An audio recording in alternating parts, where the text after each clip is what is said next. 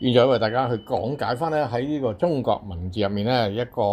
非常之舉足輕重嘅字，因為呢一個字咧令到咧好多時咧啲朋友咧亦都咧為自己嘅人生咧係不停咁去爭取咯，就係同大家講緊呢個鼎字啊，三角鼎立個鼎字啦。咁喺香港或者咧，如果大家咧有睇開電視都識有一位朋友咧就叫李家鼎啦。就係用呢一個鼎城嘅鼎啦，亦都咧就係咧有一啲好出色嘅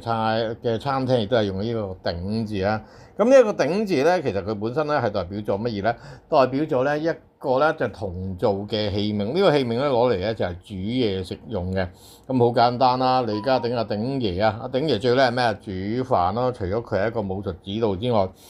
第一代表咗係呢個烹調用嘅工具啦。第二咧，亦都比喻咗係一個帝王啊，亦都代表咗咧就係咧成個世界咧，成個天下咧都係咧我係最鼎盛啊，最巔峰最高咁解咯。亦都咧代表咗咧就係一個啦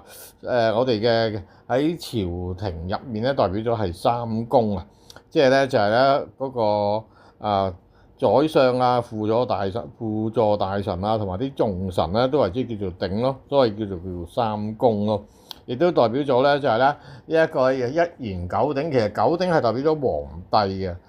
另外跟住咧就係咧其他王爺公侯伯子男如此類推咧。呢個九跟住七五三咁解咯。一般平民百姓嘅家入面咧，都只可以用咧就係三腳嘅鼎咯。而咧近呢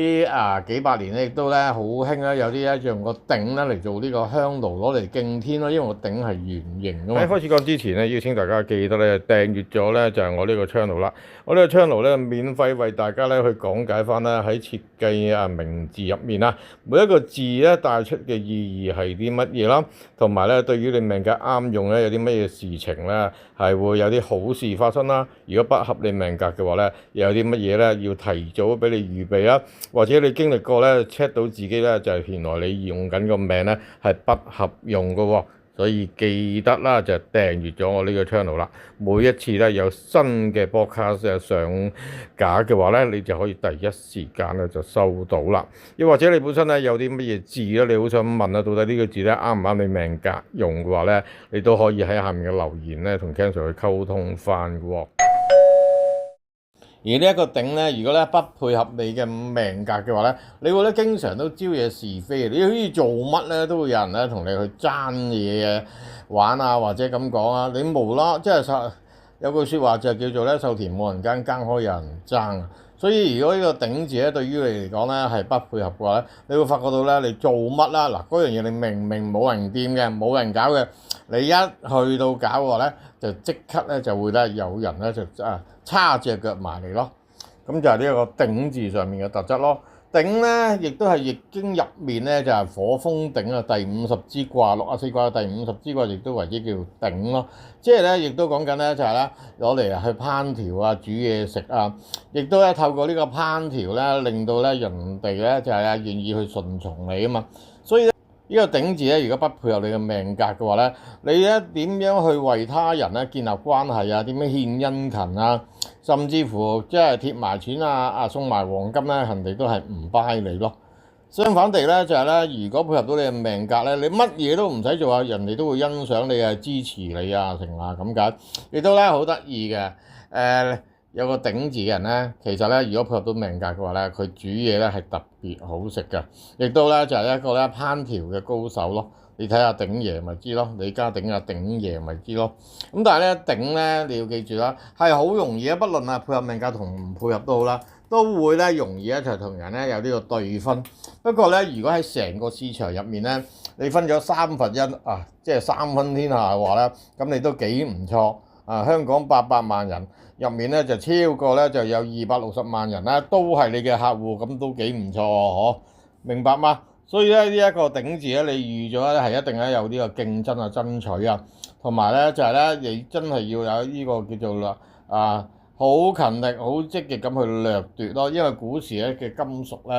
咧，通常得3個用途嘅，一係就做兵器，即係打仗啦。第二樣嘢就做樂器，就娛樂別人啦，或者係歌功頌德勝利啦。第三樣嘢就攞嚟咧裝咧飲食用嘅器皿啦，就銅杯啊、銅碟啊，或者烹調用嗰啲鑊啊，或者諸如此類嗰啲，所以咧金屬就攞嚟咁樣用咯。而咧好多時咧呢一個鼎咧都通常就攞銅嚟去鑄嘅，但係近代咧就多咗好多咧，就溝咗唔同嘅叫做雜質落去啦，都冇乜所謂啦。因為最重要咧，今時今日冇人再攞個鼎嚟煮飯噶嘛，明唔明白啊？咁啊，阿鼎其實叫家鼎，其實佢成個名咧都係講緊咧就係呢一個啦，用緊呢個易經卦象嘅名啊嘛，風火家人啊嘛，啊火風鼎啊嘛，咁所以咧佢本身咧亦都係代表一個武將啦，咁佢自己都講過啦，佢童年嘅時候咧，亦都同咧我哋咧一代咧呢一個巨星啦，就係呢個李小龍啦，就一齊玩一齊成長嘅，所以佢係一個武將啦。嗱，南楚辭呂詩經啊，文論啊，韓文就用論語啊嘛，韓武就用易經啊嘛，咁再加埋呢個鼎字就真係咧，阿鼎爺佢煮飯有翻咁上下咯，所以咧呢一個鼎字咧對於阿鼎爺嚟講咧係配合命格咯。咁你身邊有冇朋友叫阿鼎咧？冇嘅唔緊要，幫我分享呢一個俾其他朋友知啊！如果有嘅，都俾佢認知到咧自己個鼎字咧啱唔啱佢用啦。呢個鼎字咧，亦都好容易咧就俾人哋咧用嚟安花名啊，尤其是咧啲近乎俗語同埋粗口之用咯。咁啊，如果咧你有其他嘅文字咧想問 Ken Sir 過咧，都可以下面嘅留言咧就同我去溝通翻啦。可以嘛？祝大家咧人生咧都可以爭取呢個鼎盛啊，同埋咧有啖好食啦。OK，拜拜。